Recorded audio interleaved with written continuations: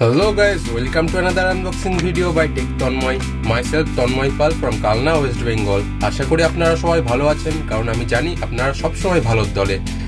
So guys, আজকে আমি unboxing করতে যাচ্ছি একটা ইন্টারেস্টিং গ্যাজেট। আজকে আপনাদের জন্য আমি নিয়ে চলে এসেছি MOBI-LOGIST 4K media streaming device. একটা মজার কথা বলি, এই গ্যাজেটটা যদি আপনি পারচেজ করেন তাহলে আপনাকে আর স্মার্ট টিভি 20-25 হাজার টাকা দিয়ে পারচেজ করার কোনো দরকার নেই।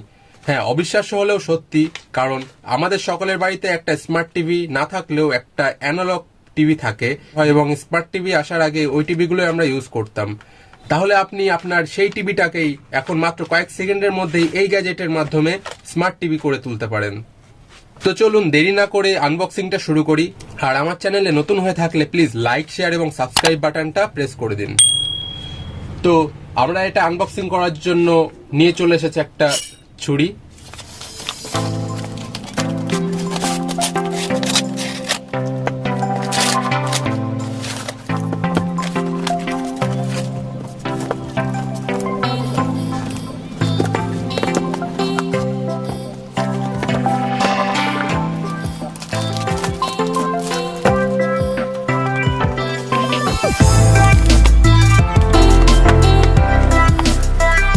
এটা হলো MI এর এই বক্সটা, অনেকটা মোবাইলের বক্সের মতন দেখতে। এখানে MI বক্স 4K লেখা আছে। তো এটা আমরা ফ্লিপকার্ট থেকে পারচেজ করেছি মাত্র 3499 টাকায়, যার লিঙ্ক ভিডিও ডেসক্রিপশনে দেওয়া আছে। আপনারা চাইলে এটা অ্যামাজন থেকেও পারচেজ করতে পারেন। তো বক্সটা আমরা দেখতে পাচ্ছি খুবই ছোট সাইজের, আমার এই থাম্বের মধ্যে চলে এসছে। তো আমি ভেবেছিলাম এটা সেটআপ বক্সের মতো একটু বড় সড়ো সাইজ হবে, বাট এটা খুবই মিনি একটা সাইজ। তো আমার এটা খুবই ইন্টারেস্টিং লেগেছে। আর এই ছোট সাইজের বক্সে এত পাওয়ারফুল একটা বক্স আপনারা রিভিউর পরে বুঝতে পারবেন। তো এর ব্যাক সাইডে 4টে পোর্ট আছে।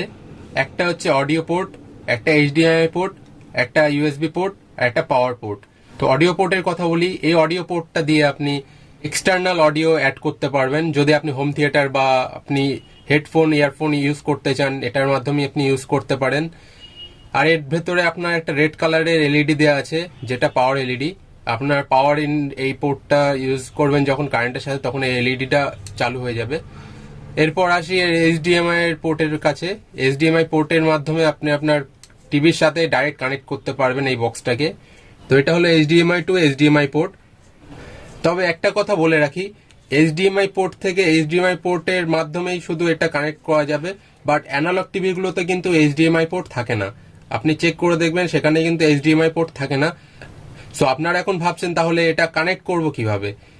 তো চিন্তার কোনো কারণ নেই, এরও সমাধান আছে। অনলাইনে একটা ছোট কনভার্টার কিনতে পাওয়া যায়, যার নাম হলো HDMI টু AV কনভার্টার। আপনারা এটা পারচেস করে নেবেন।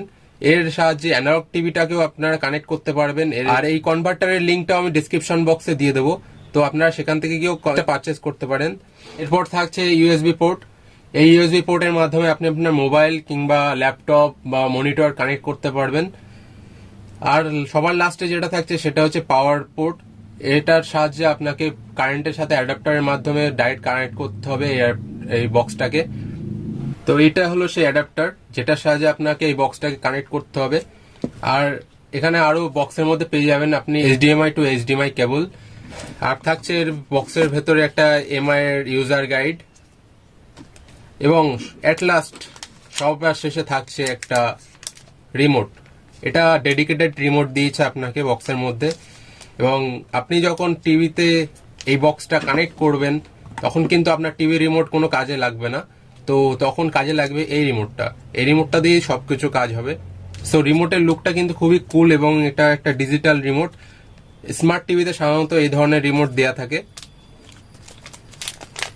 তো আমরা রিমোটটাকে বার করি। তো দেখতে পাচ্ছেন রিমোটের গায়ে MI এর লোগো করা আছে।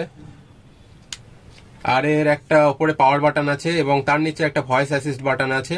এরপর থাকছে নেটফ্লিক্স এর একটা বাটন এবং প্রাইম ভিডিওর বাটন। তো ভিউয়ার্স, আমরা এবার এই MI বক্সটাকে একটু টেস্ট করে দেখব। তো আমরা এখানে আমার যে পিসি আছে তার সাথে কানেক্ট করে দিয়েছি। পিসির মনিটর যেটা হয়, এই মনিটরের মাধ্যমে আমরা চালাবো।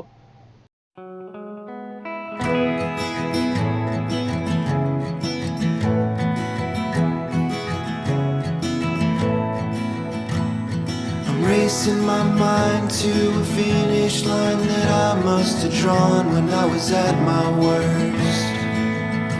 I'm gonna give everything that I've got and complain when I come in first. 'Cause I'm having trouble just making my bed and remembering the things I've said. But I know there's people with troubles that really exist outside their heads. So I'm on my own this time. I'm on my own this time.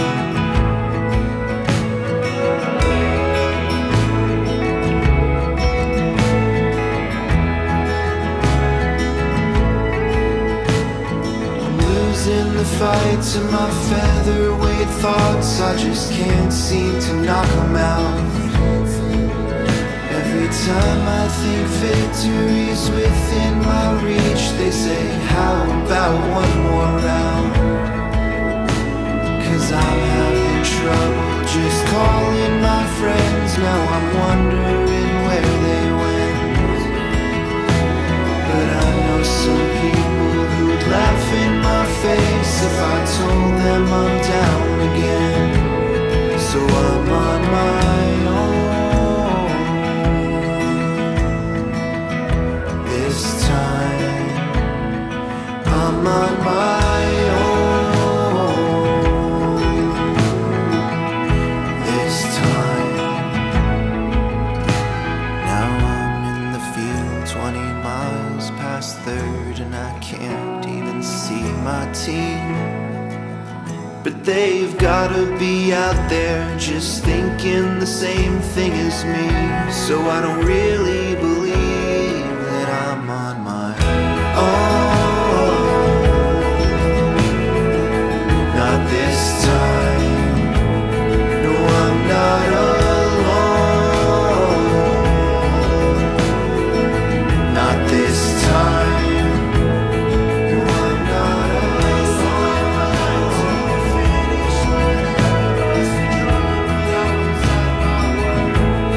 তো guys আমরা এই ফিচার্সগুলো একবার দেখে নেব।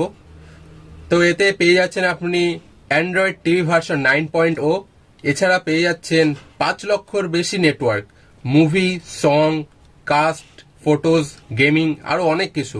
এই ছোট বক্সটার মাধ্যমে আপনি 5000-এর বেশি অ্যাপস খুব সহজেই ইউজ করতে পারবেন। তো যেটা খুবই ইন্টারেস্টিং পার্ট লেগেছে আমার কাছে। এছাড়া প্লে স্টোর থেকে ইউজ করে আপনি অ্যাপ ডাউনলোড করে ইউজ করতে পারবেন। এরপর পেয়ে যাচ্ছেন ইনবিল্ট ক্রোমকাস্ট, মোবাইল, ট্যাবলেট আর ল্যাপটপের থেকে কানেক্ট করে স্ক্রিনকাস্ট করতে পারবেন। এবং ক্রোমকাস্ট কিন্তু 4K আলট্রা এইচডি রেজুলেশনে হবে। এরপর থাকছে গুগল অ্যাসিস্ট্যান্ট রিমোটের মাধ্যমে, যেটা আপনি রিমোটের সাহায্যে ভয়েসের মাধ্যমে অ্যাসিস্ট করতে পারবেন খুবই ইজি ভাবে। আপনি চাইলে আপনার সেটিং অপশনের থেকে ডাটা সেভার মুডটা অন করে নিতে পারবেন। এর ফলে আপনার 30% পর্যন্ত ডাটা সেভ হবে।